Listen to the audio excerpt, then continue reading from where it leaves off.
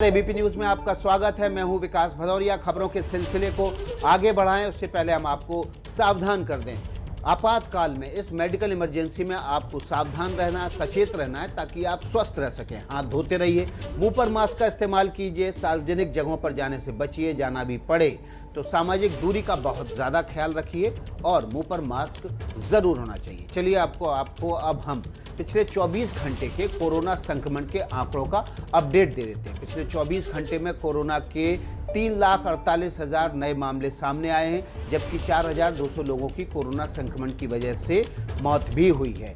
आपको हम बता रहे हैं कि बुलेटिन में सबसे पहले हम यही जानकारी आपके सामने रख रहे हैं। पिछले 24 घंटे में कोरोना के 3,48,421 नए मामले सामने आए हैं। मौत का आंकड़ा भी कल के मुकाबले आज ज़्यादा है। 24 घंटे में 4,205 लोगों की मौत हुई है। देश में अभी तक 37,04,099 एक्टिव केस हैं, जबकि 1 करोड़ लोग अब तक 1,93,00,000 लोग ठीक भी हुए हैं। 2,54,197 लोगों की मौत हुई है, जबकि कुल केस अब तक 2,33,00,000 के आसपास हैं। लेकिन पिछले 24 घंटे का जो आंकड़ा है वो हमने आपको अपडेट किया। 3,48,421 लोगों की मरीज संक्रमण में पिछले 24 घंटे में सामने आए हैं, जबकि 4,205 लोगों की अब तक मौत हुई है।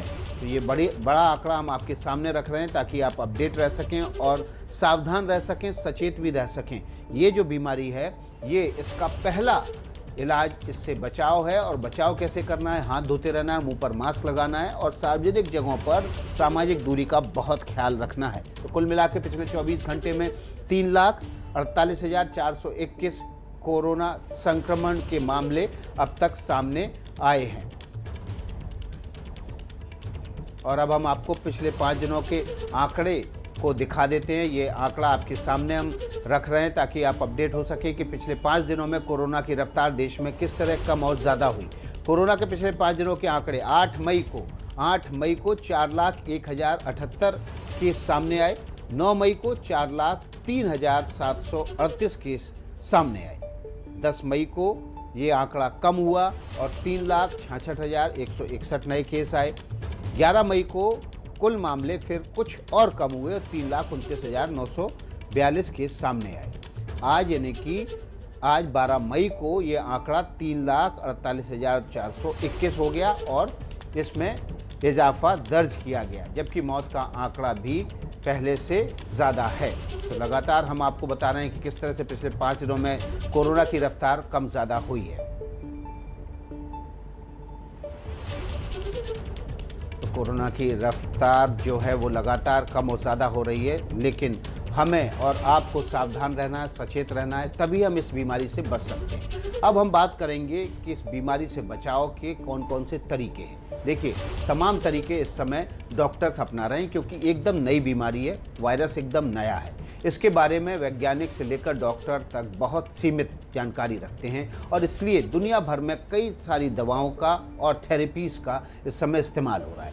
हाइड्रोक्सीक्लोरोक्विन से लेकर रेमडेसिविर और तमाम दूसरे इंजेक्शन, फेविफ्लू, तमाम दवाइयाँ, स्टेरॉइड से लेकर अब प्लाज्मा थेरेपी का चलन बहुत ज़्यादा बढ़ गया है। क्या प्लाज्मा थेरेपी के प्रोटोकॉल हैं? क्या प्लाज्मा थेरेपी को सरकार की तरफ से और तमाम नियामक संस्थाओं की तरफ से इसे हरी झंडी दी गई है, या फिर इस प्लाज्मा थेरेपी को भी डॉक्टर एक एक्सपेरिमेंट के तौर पर अपना रहे हैं, क्योंकि कोरोना वायरस का कोई पुख्ता इलाज अब तक है नहीं।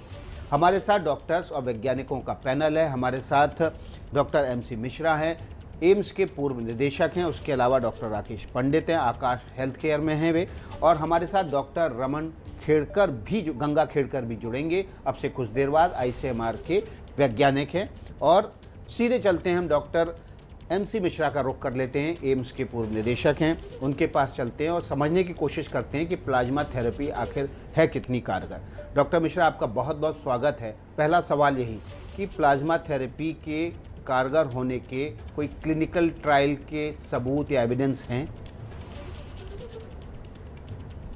बिल्कुल, बहुत अच्छा प्रश्न है आपका। और ये ऐसा मुद्दा है जिसको लोगों को समझना चाहिए, डॉक्टर्स को भी और आम जनता को भी, कि प्लाज्मा थेरेपी पिछले वर्ष अप्रैल में इसकी खबरें आई थी चाइना से, और दूसरे देशों से जहाँ पे संक्रमण फैल रहा था और उसका इस्तेमाल भी शुरू हुआ था।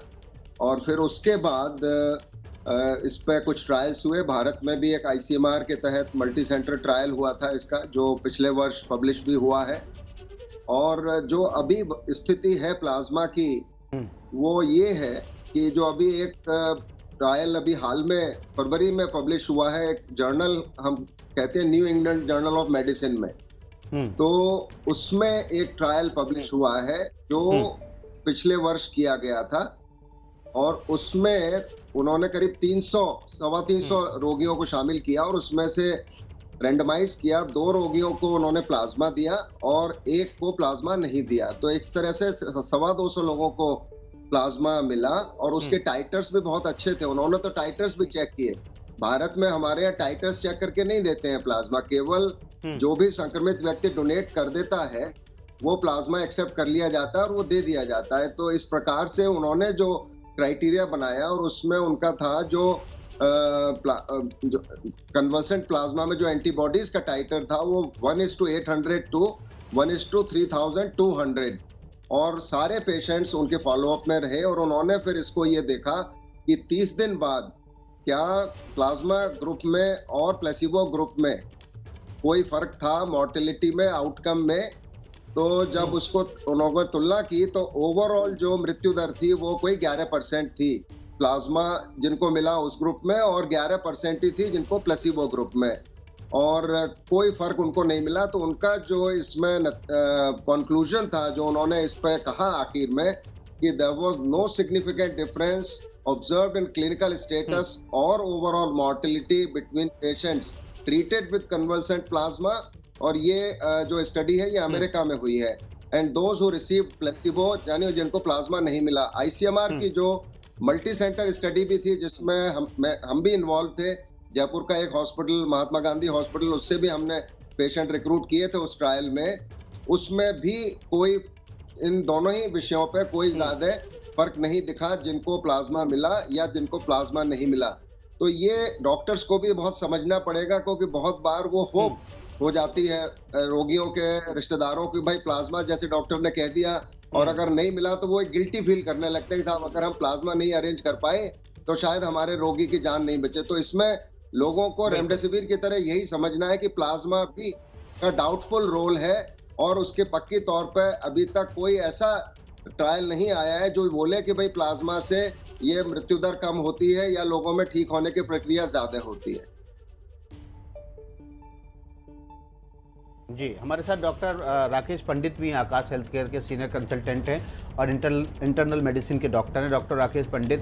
फिर ये आखिर प्लाज्मा देने की होड़ कैसे शुरू हो गई? हर मरीज को प्लाज्मा डॉक्टर्स क्यों देने लगे?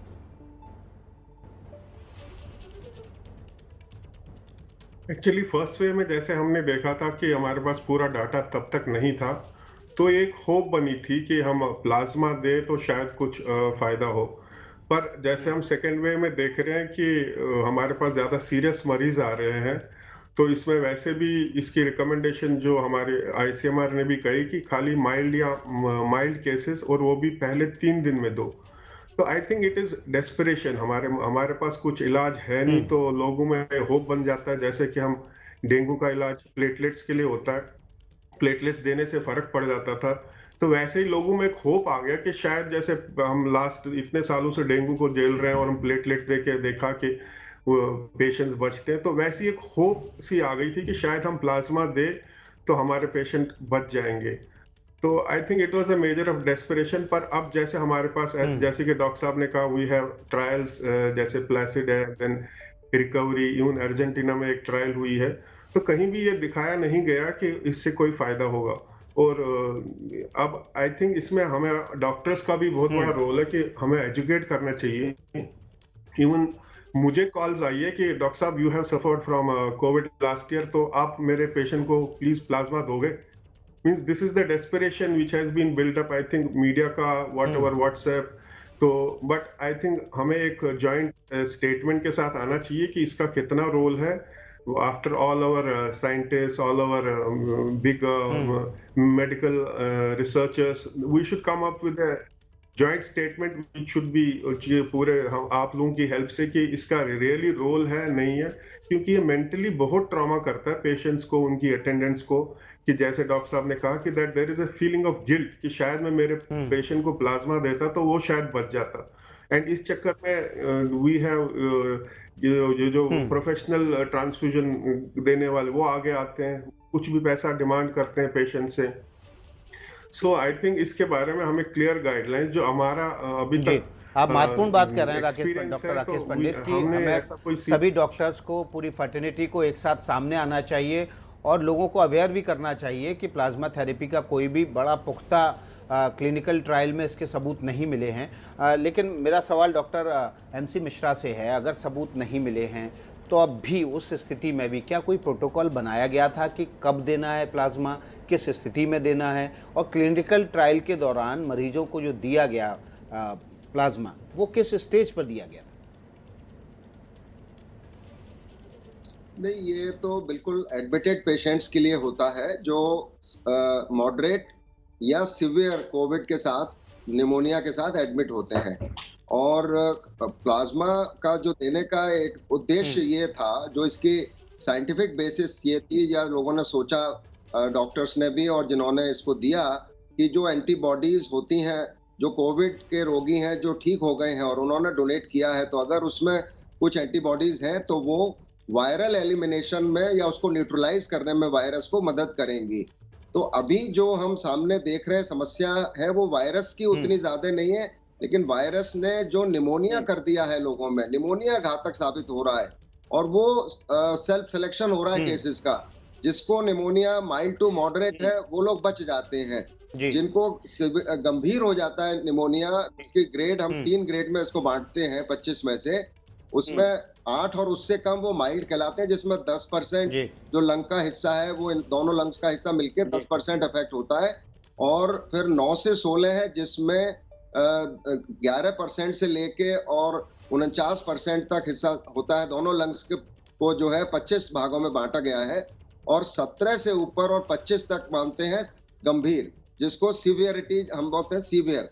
और उनमें जो मॉडरेट और सीवियर में अगर फीवर भी साथ साथ चल रहा है तो वायरस एलिमिनेशन, ऐसा मतलब ये बेसिस है उसकी देने की कि जो एंटीबॉडीज है वो वायरस को न्यूट्रलाइज करेंगे। जो काम हमारी वैक्सीन करती है वो काम शायद ये करेगा, इस बेसिस पे इसकी धारणा बनी थी। लेकिन अब चूंकि काफी ट्रायल्स हो गए हैं, कोई मतलब बहुत बड़े ट्रायल्स तो नहीं मैं कहूंगा इनको भी, ये जैसे 250, 300, 350 मरीज हुआ, लेकिन बहुत महत्वपूर्ण हो जाते हैं ये इस विषय में कि अगर मॉर्टेलिटी में बिल्कुल भी अंतर नहीं आया है किसी प्रकार से, तो प्लाज्मा की जो हाइप थी, जो उसको एक हम लोग एक बहुत ऊंचे पेडेस्टल पे ले गए थे पिछले वर्ष अप्रैल में, वो हाइप कम होनी चाहिए। और डॉक्टर्स की बहुत जिम्मेदारी बन जाती है कि वो रोगी के रिश्तेदार को ऐसे न दिखाएं कि अगर प्लाज्मा नहीं मिला तो शायद रोगी नहीं बचेगा। ये एक धारणा जब रिश्तेदारों के मन में बैठा देते हैं तो बेचारे वो इतना दौड़ भाग करते हैं, ढूंढते हैं, जाते हैं इधर से उधर। तो मैं तो कह रहा हूँ उस चक्कर में कहीं दूसरे लोगों को कोविड ना हो जाए, तो उनको कहना चाहिए भाई आसानी से अगर मिल जाता, जिस हॉस्पिटल में भर्ती है अगर वहां प्लाज्मा उपलब्ध है, देना चाहता है कोई, दे दो। लेकिन उसके लिए ये मत कहो कि ये प्लाज्मा नहीं लगेगा तो मरीज ठीक नहीं होगा, ये धारणा गलत है। प्लाज्मा लगने के बाद भी जरूरी नहीं है कि पेशेंट ठीक हो, जैसे रेमडेसिविर के साथ होता है। तो उस प्रकार से हमें लोगों को काउंसिल करना चाहिए। और मैं तो डॉक्टर्स को मना करता हूं कि आप मत प्रिस्क्राइब करिए प्लाज्मा। जब इसका हमने भी ट्रायल करके देख लिया, इंटरनेशनल ट्रायल्स हो गए, इतने अच्छे जर्नल्स में पब्लिश हुए हैं, तो उस एक तरफ हम कहते हैं एविडेंस बेस्ड प्रैक्टिस, दूसरी तरफ जब एविडेंस आ गया उसको हम मानने को तैयार नहीं है, तो ये अपने में एक दुधारू तलवार हो जाती है। और इसमें हमें एक बहुत कंसिडर्ड ओपिनियन चाहिए होती है और बहुत प्रैग्मेटिक अप्रोच करनी पड़ती है कि भाई एक मन पक्का करना पड़ता है कि ये दवाई नहीं देनी है, इसके देने से कोई फायदा नहीं है। ये पक्का करना डॉक्टर्स की भी जिम्मेदारी है, क्योंकि वही रोगी के रिश्तेदार को बताते हैं तो रिश्तेदार कहता है भाई हम करेंगे अब कहीं ना कहीं से इंतजाम इसका, क्योंकि उसको लगता है मैंने नहीं किया। और अगर उनका रिश्तेदार नहीं बचा तो उनको हमेशा के लिए लगेगा कि देखिए हम वो अरेंज नहीं कर पाए रेमडेसिविर, हम प्लाज्मा अरेंज नहीं कर पाए, जबकि आउटकम उस पर निर्भर बिल्कुल, और नहीं उसको है। बाद में ये फिर बात समझनी रिश्तेदार के पड़ेगी। रिश्तेदार को, मरीज को, तीमारदार को बाद में दुख भी होगा। और ये बड़ी महत्वपूर्ण बात कह रहे हैं कि इसमें, इस मामले में डॉक्टर्स को खुद आगे आना चाहिए। डॉक्टर राकेश पंडित का रुख कर लेते हैं। डॉक्टर राकेश पंडित, अभी तक के जो क्लिनिकल ट्रायल थे उसमें तो ये साफ हो गया कि प्लाज्मा से कोई खास फायदा नहीं हुआ है, लेकिन अब जब सीधे सीधे मरीजों को दिया जा रहा है, उस स्टडी में क्या कोई डाटा है कि इस प्लाज्मा थेरेपी का कोई उनको फ़ायदा हुआ है? क्या वो क्लिनिकल ट्रायल से और अभी जो मरीजों को दिया जा रहा है उससे कुछ डिफ़र है? आई थिंक जैसे हमें भी कि डॉक्टर साहब ने भी कहा कि दैट ये खाली अर्ली या माइल्ड टू मॉडरेट केसेस में हेल्प करता है कि जब आपका वायरस मल्टीप्लाई कर रहा है, आप एंटीबॉडी से उसको न्यूट्रलाइज करने के लिए दे रहे हो। बट ऐसा अभी तक ऐसा कोई डाटा हमारे पास नहीं है कि दैट ये हेल्प करता है सीवियर केसेस में अभी तक। तो ऐसा डाटा नहीं है। और दूसरी बार, अगर हम माइल्ड टू मॉडरेट केसेस आजकल जो इतना फैला हुआ है, तो ऐसे पेशेंट्स को एडमिट करना ही एंड ब्लड ट्रांसफ्यूजन या ट्रांसफ्यूजन देना ही एक रिस्क है, क्योंकि ट्रांसफ्यूजन रिलेटेड प्रॉब्लम्स भी हो सकती है। हमने भी जैसे देखा कुछ पेशेंट्स में ब्लड प्रोडक्ट रिलेटेड प्रॉब्लम्स भी होती है। तो मेरे हिसाब से माइल्ड केसेस में अगर ये है तो it is not worth taking a risk कि उनको हम दें प्लाज्मा।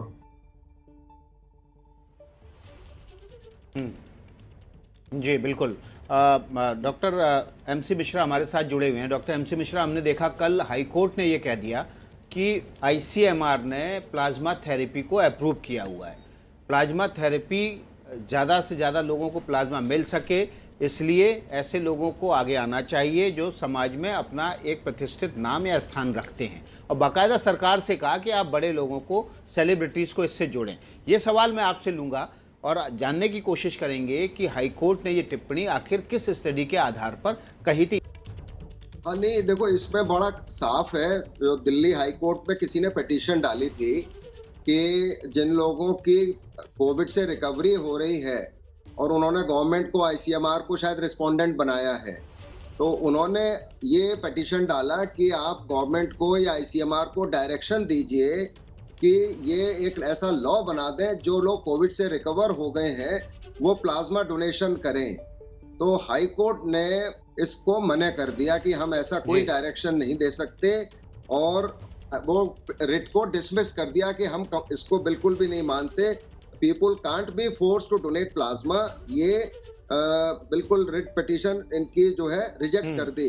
तो उन्होंने ये कहा साफ साफ कि we can neither compel the respondents, means government and ICMR, to draft law और policy for a compulsory donation of plasma, nor we can give any direction to persons who have recovered from COVID-19 after plasma therapy to donate plasma for the benefit of other patients suffering from COVID-19. This is a baseless and frivolous petition. तो high court ने भी साफ कर दिया है, और मैं समझता हूँ हमें डॉक्टर्स की जिम्मेदारी मैं ज्यादा मानता हूँ इसमें कि वो लोग रोगियों को, रोगी के रिश्तेदार को होप न दे, बहुत ज्यादा हाइप न करें प्लाज्मा को। और जैसे डॉक्टर पंडित ने कहा कि माइल्ड टू मॉडरेट में अगर वो देना चाहते हैं, और मैं तो देखिए अगर मेरे पास कोई रिक्वेस्ट आती है, लोग फोन करते हैं कि साहब प्लाज्मा वहां से दिलवा दीजिए, यहाँ से दिलवा दीजिए, मैं उनको यही समझाता हूँ, मैंने कहा आप जिस हॉस्पिटल ने आपको कहा है ना, वहां जाके ये कहती है साहब आपके पास वो अपने अस्पताल में तो दे दीजिए, हम नहीं ला सकते प्लाज्मा, या हम रेमडेसिविर नहीं ला सकते, आपके पास उपलब्ध है दे दीजिए, हम पैसे दे देंगे जो भी लगेंगे इसके। तो इससे काफी समस्या का समाधान हो जाएगा। लेकिन वो लोगों में भ्रांति कैसे दूर हो, वो डॉक्टर्स ही कर सकते हैं उसको, और कोई नहीं कर सकता, क्योंकि प्रिस्क्रिप्शन नहीं देंगे। ये बहुत जरूरी है कि भ्रांति कैसे दूर हो, और डॉक्टर्स को खुद आगे आना होगा, क्योंकि प्लाज्मा थेरेपी को लेकर क्लिनिकल ट्रायल के दौरान भी कोई बहुत एविडेंस नहीं मिले कि इससे लोगों को लाभ हो रहा है। लेकिन इस नई बीमारी के लिए नए नए इलाज की खोज में डॉक्टर्स लगातार कोशिश कर रहे हैं, लेकिन अब डॉक्टरों को खुद आगे आना होगा। ये कहना है पूर्व निदेशक एमसी मिश्रा का, एम्स के, कि डॉक्टर्स खुद इस भ्रांति को दूर करें कि प्लाज्मा थेरेपी से किसी को बहुत ज़्यादा लाभ नहीं हुआ। जुड़े हुए हैं डॉक्टर एमसी मिश्रा का रुख कर लेते हैं। डॉक्टर एमसी मिश्रा, ये साफ हो रहा है कि प्लाज्मा थेरेपी से कोई बहुत ज़्यादा फ़ायदा नहीं होता है, और इस भ्रांति को डॉक्टर्स को आगे आकर खुद दूर करना चाहिए ताकि मरीज और उसके तीमारदार किसी भ्रांति में ना रहें। लेकिन अब अगला सवाल ये है कि आखिर अब इस बीमारी का इलाज क्या है? डॉक्टर्स स्टेरॉइड का भी बेतहाशा इस्तेमाल कर रहे हैं, उसकी वजह से तमाम मरीज जो है वो हाई शुगर, हाई बीपी का शिकार होकर और कई बार कोलैप्स भी कर जा रहे हैं। ये बहुत महत्वपूर्ण प्रश्न है।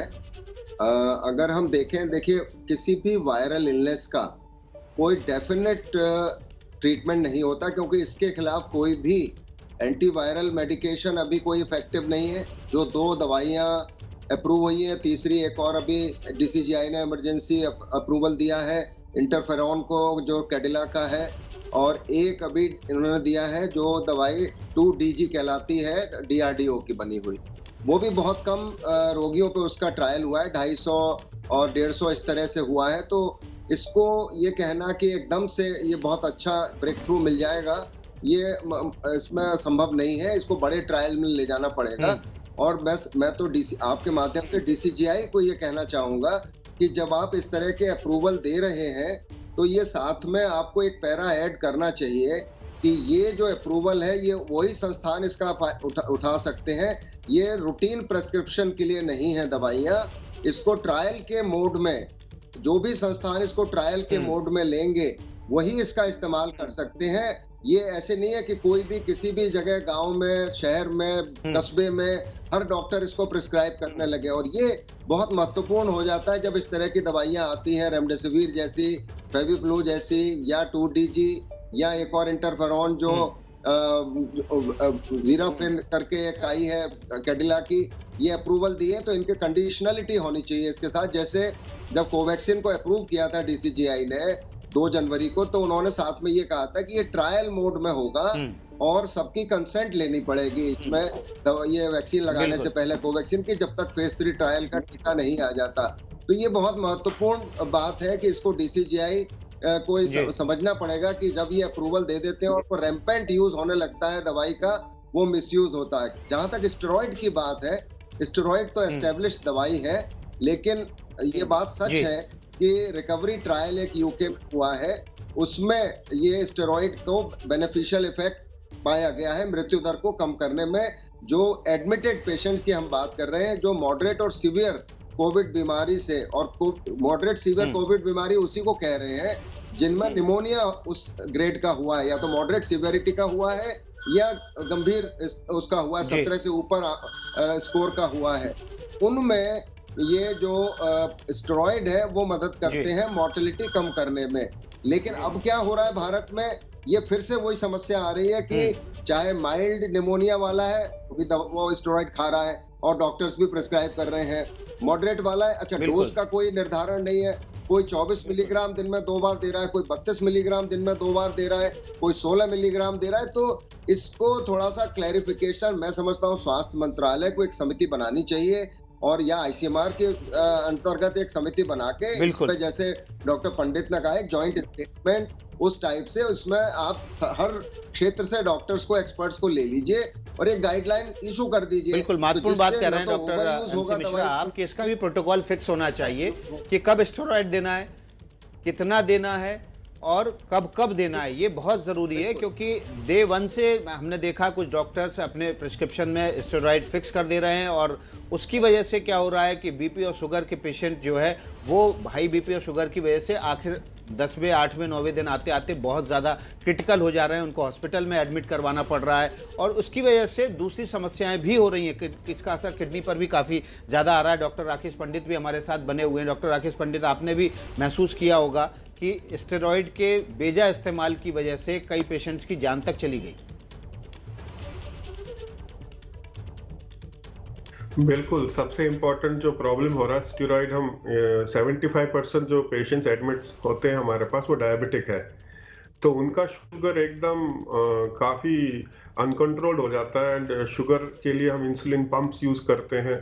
इवन जो डायबिटिक्स नहीं थे पेशेंट्स, उनमें भी स्टेरॉइड के बाद हमने देखा कि काफ़ी लोगों में डायबिटीज़ की काफ़ी बढ़ गया, शुगर्स, और इवन बीपी वाले पेशेंट्स का भी बीपी बढ़ता है। हार्ट पेशेंट्स को भी अगर आप स्टेरॉइड दो तो उनमें फ्लूइड रिटेंशन, ये सारी प्रॉब्लम्स होते हैं। स्टेरॉइड एक ऐसा हथियार है, means if use judiciously it is life saving. और टाइमिंग ऑफ द स्टेरॉइड बहुत इंपॉर्टेंट है कि आप रैम्पेंटली नहीं दोगे, और डोजेजेस भी आपको एकदम सही देनी चाहिए, और कब देना है सबसे इम्पोर्टेंट यही है। हम ये देख रहे हैं कि उन सारे, आप मार्केट में आप कोई भी स्टेरॉइड आज ढूंढने, ओरल टैबलेट भी ढूंढने जाओ तो कोई भी अवेलेबल नहीं है। तो इसलिए इसमें भी हमें बहुत स्ट्रिक्ट रहना चाहिए कि हमें कब देना है स्टेरॉइड, किसको स्टेरॉइड देना और उसके साथ क्या-क्या हमें मॉनिटर करना है, ये सब पेशेंट्स को हमें बोलना चाहिए। क्योंकि हमने देखा स्टेरॉइड का वो इफ़ेक्ट चला जाए पर बाद में एकदम इन्फेक्शन के चांसेस, शुगर बहुत बढ़ना, तो वो प्रॉब्लम ज़्यादा हो जाती है। तो steroid is a weapon which is to be used very judiciously. किसके पास किसको कितना देना, वो हमें थोड़ा गाइडलाइंस या के हिसाब से देना चाहिए। और इस मामले में आपका एक्सपर्ट अगर डॉक्टर्स बोलते हैं कि देना है आपको, तो तभी आपने यूज़ करना है। नहीं कि आप मेरा दोस्त ले रहा था तो मैं भी ले रहा हूँ, वो इतनी डोज़ ले रहा तो मैं भी ले रहा हूँ।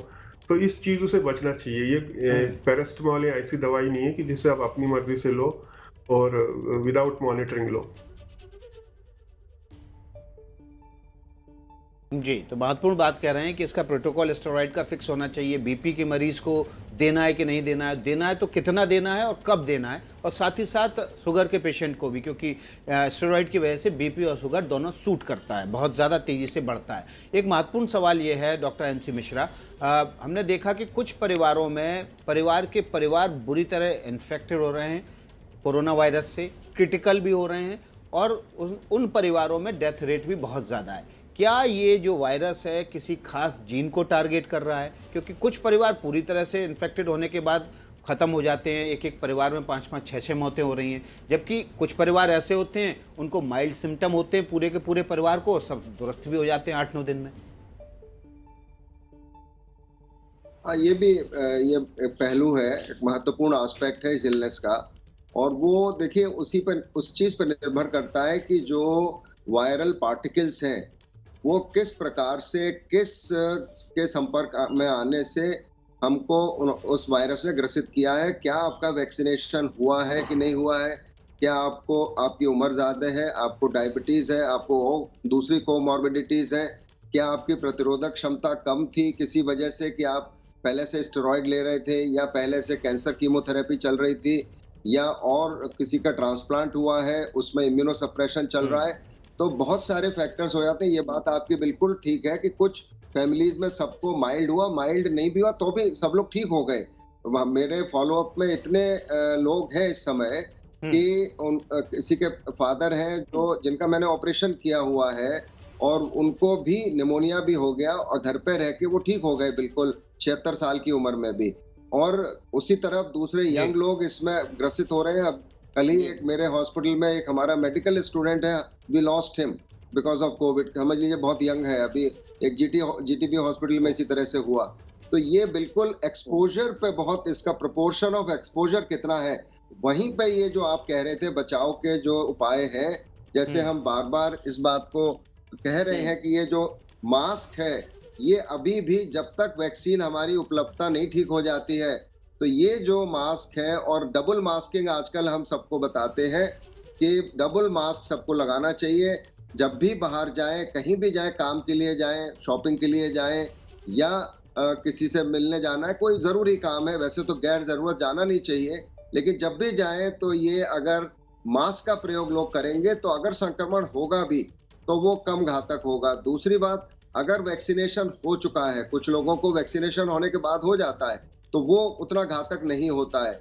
और फिर अगर आपकी उम्र कम है, डायबिटीज नहीं है, तो आप माइल्ड में से निकल जाएंगे। तो बहुत सारे मल्टीफैक्टोरियल है ये जो इसकी गंभीरता है, और उसको समझना बहुत जरूरी है। इसीलिए लापरवाही नहीं होनी चाहिए, और जब भी आप किसी को भी मिल रहे हैं, उसको ये मान के चलिए कि इसको संक्रमण हो सकता है, लक्षण रहित हो सकता है, मुझको मिल सकता है, तो उस प्रकार से उसकी सावधानी रखना, प्रिकॉशन रखना। और खास तौर से जब आप बंद कमरे में है, एयर कंडीशनड एनवायरनमेंट में है, वेंटिलेशन नहीं है कमरे का, तो वो एयरबॉर्न हो जाता है और फिर आपको उससे संक्रमण हो जाता है। और घर में इसीलिए ज्यादा हुआ इस बार कि कोई भी व्यक्ति बाहर से लेके आया और घर में सबको उन्होंने संक्रमण उनसे सबको हो गया, क्योंकि खाना साथ बैठ के खा रहे हैं, आप साथ बैठ के आप टेलीविजन देख रहे हैं, साथ बैठ के आप और गपशप कर रहे हैं घर में। तो ये भी जो है, इसका हम लोगों को खास ध्यान रखना पड़ेगा। और अगर घर में इतनी गुंजाइश है कि जो लोग रोज काम पे जा रहे हैं, वापस आ रहे हैं, तो वो लोग एक साथ एक कमरे में ना सोए तो अच्छा है, दूसरे कमरे में सो लें, और तो उससे बचाव भी रहेगा। क्योंकि पता नहीं लगता इस बीमारी का जो स्पेक्ट्रम है, इतना चौड़ा है कि आप देखिए एक तरफ लक्षण रहित बहुत कम जी। लक्षण के साथ लोग हैं, दूसरी तरफ एकदम से जी। इतने गंभीर लोग हैं, तो ये पता नहीं लगता जी। कि किसमें बीमारी क्या टर्न लेगी। ठीक है, मृत्यु दर चाहे जितनी हो जाए वो करीब अभी भी जो केस फर्टिलिटी है वो हमारी 1.2%, 1.3% ही है, जितने प्रोपोर्शन में संक्रमण हो रहे हैं। लेकिन जब वो नंबर एक आता है 4000 का तो ज्यादा लगने लगता है वो। लेकिन आप हमें देखना भी ये पड़ेगा कि 4 लाख लोग संक्रमित भी हो रहे हैं रोज लगभग, तो उस प्रोपोर्शन में आज रिकवरी भी बेहतर हुई है। जितने बिल्कुल, लोग वॉल्यूम भी संक्रमित आज संक्रमण का पाए बहुत गए हैं ज़्यादा है। पिछले 24 घंटे में, डॉक्टर राकेश उससे पंडित ज्यादा का रुख लोग करूंगा, रिकवर भी एक हुए सवाल हैं। लेना चाहेंगे। हमने देखा कि आजकल डॉक्टर जो क्रिटिकल पेशेंट्स हैं उनके लिए टोसिलिजुमैब और आइटोलिजुमैब, ये 2 इंजेक्शन हैं वो लिख रहे हैं। मैंने कहीं एक स्टडी पढ़ी, उसमें ये बताया गया कि टोसिलिजुमैब जो इंजेक्शन है वो कोरोना के पेशेंट्स के लिए क्लिनिकल ट्रायल में बहुत ज़्यादा सफल नहीं हो पाया है। उसके बावजूद डॉक्टर इस इंजेक्शन को लिख रहे हैं और भारत में ये बड़ी मुश्किल से मिल रहा है। हमने देखा दिल्ली हाई कोर्ट में सुनवाई के दौरान एक वकील ने कहा कि उसने अपनी मां के लिए 5 लाख में ये इंजेक्शन खरीदा। हालांकि अब धीरे धीरे इसकी आपूर्ति बढ़ाई जा रही है सरकार की तरफ से। क्या ये इंजेक्शन किसी भी तरह से कोरोना की बीमारी में कारगर हो सकता है?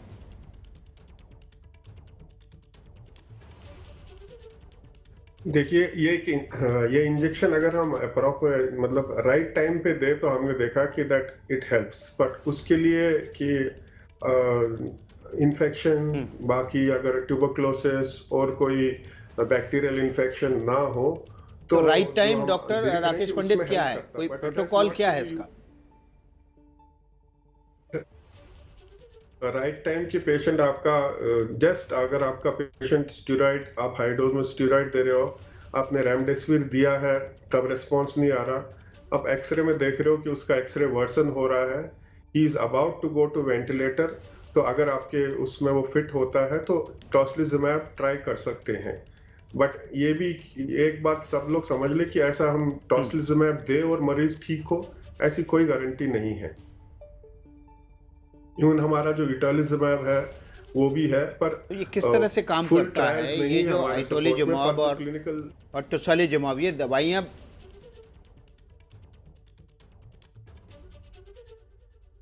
जब हमारी बॉडी इम्यून रिस्पांस ज्यादा लॉन्च करती है हमारे शरीर के अगेंस्ट, काफी इम्यून अटैक समझ लो होता है, एक साइटोकाइन स्टॉर्म टाइप जब होती है, तो तब ये हमारे इम्यून सिस्टम को ये और हमारे शरीर को क्षति ना पहुंचाए, तो वो रोकने में हेल्प करता है। पर ये भी एक डबल एज वेपन है, इससे भी सेप्सिस, बाकी इन्फेक्शंस वगैरह के चांसेस ज्यादा है। तो ये केस सिलेक्शन पूरा हो तो तभी जब आप देखें कि इसका आपने अगर इन्फेक्शन नहीं है, प्रोकैल करें या बाकी ब्लड कल्चर्स में कोई इन्फेक्शन नहीं है, तो तभी देना चाहिए। ये एक जनरल नहीं है कि हम सबको दे पाए। जी, बहुत बहुत शुक्रिया डॉक्टर राकेश पंडित, डॉक्टर MC मिश्रा, आपका जुड़ने के लिए ABP न्यूज़ से। और जो महत्वपूर्ण बातें उभर कर सामने आई इस डिस्कशन में, इस चर्चा के दौरान, वो थी कि प्लाज्मा थेरेपी को लेकर कोई भी अभी तक स्टडी ऐसी नहीं है जो ये साबित कर सके कि ये कोरोना के इलाज में बहुत कारगर साबित हुई है। क्लिनिकल ट्रायल में ये बुरी तरह से फेल हो चुकी है। लेकिन चूंकि ये नई बीमारी है इसलिए डॉक्टर लिख रहे हैं प्लाज्मा थेरेपी के लिए, लोगों को, पेशेंट्स के मरीज को बता रहे हैं, मरीज के तीमारदारों को बता रहे हैं। अब डॉक्टर्स को आगे आना होगा, उनको बताना होगा कि इस थेरेपी का कोई खास लाभ नहीं है, इसलिए अवेयरनेस और जागरूकता करना बहुत ज़रूरी है। इसके अलावा स्टेरॉइड के बहुत ही ज़्यादा जुडिशियल इस्तेमाल की ज़रूरत भी बताई गई है। हर किसी पेशेंट को, खासतौर पर BP और शुगर के पेशेंट को बहुत ही सीमित प्रयोग इसका करना चाहिए और समय पर करना चाहिए, ये भी बहुत ज़्यादा महत्वपूर्ण है। इसके अलावा जो टोसिलिजुमैब और आइटोलिजुमैब इंजेक्शन है उसको लेकर भी कहा गया कि इसका सही समय पर इस्तेमाल अभी तक कुछ कारगर साबित हुआ है।